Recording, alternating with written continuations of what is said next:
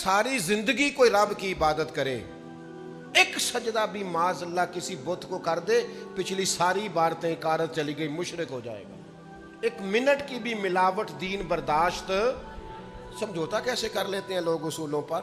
न करें समझौता। आप जरा खड़े होना सीखें, आप थोड़ा डटना सीखें, आप थोड़ा अपना मोराल बुलंद करें। आपका कुछ स्टेटस होना चाहिए, कोई मेयार होना चाहिए। अपने मकसद पर कभी भी कोई समझौता नहीं हो सकता, नहीं हो सकता। तो एक तो उसूलों पर समझौता नहीं, दूसरा धमकियों की परवाह नहीं। जिंदगी जो होती है ना, इसने बहरहाल खत्म होना होता है। तो अगर कोई शख्स अपने नेक जायज और दीनी मकसद के रास्ते में धमकियों की परवाह करने लग जाए,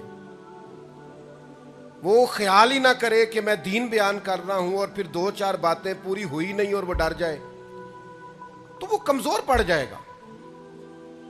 1, 2, 4, 5 मिनट के अंदर ब्लैकमेल हो जाते हैं लोग, कोई बर्दाश्त ही नहीं कर पाते, नतीजे उसके ठीक नहीं निकलते।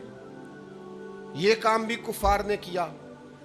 नबी पाक अलैहिस्सलाम ने ऐलान नबूवत किया तो सिलसिला जब आगे चला तो एक टाइम ऐसा आया कि सारी बरादरी इकट्ठी होके जनाब अबू तालिब के पास आ गए। यही चचा थे जो हुजूर की हर हवाले से तरफदारी भी करते थे, हिमायत भी करते थे। वो आए, आके जनाब अबू तालिब से कहा कि यहाँ तो आप अपने भतीजे को मना करें, वो हमारे माबूदों को बुरा भला कह के हमारे जज्बात को ठेस पहुंचाते हैं माज़अल्लाह, या फिर आप तैयार हो जाएं हमसे जंग करने के लिए। और शदीद अंदाज में बात की। जनाब अबू तालिब ने एक दफ़ा तो टाल दिया, वो दूसरी दफ़ा फिर आ गए, आपसे कहा था पर आपने बात नहीं की, आप देख लीजिए, यहाँ आप हिमायत छोड़ दें, हम जाने वो जाने। और शदीद धमकी दी उन्होंने। जनाब अबू तालिब अब बूढ़े थे और फिर ये कि सारी बरादरी,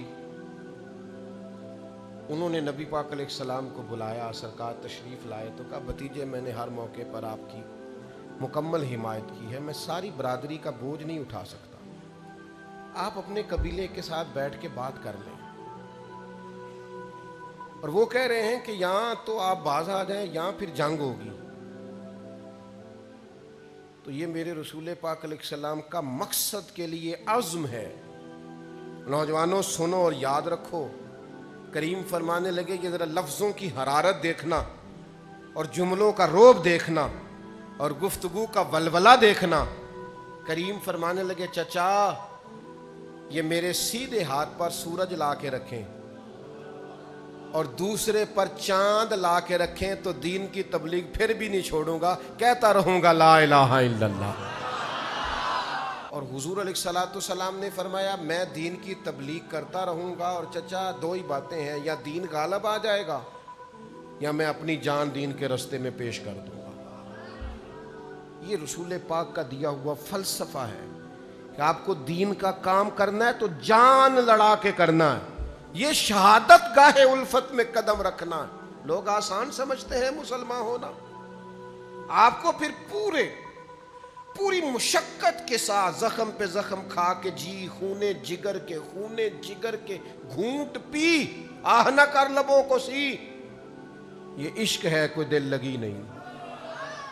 चुप कर कोई गिला ना करना, शिकवा ना करना, किसी किस्म का लफ्ज जुबान पे एतराज का ना लाना। ये इश्क है, कोई दिल लगी नहीं।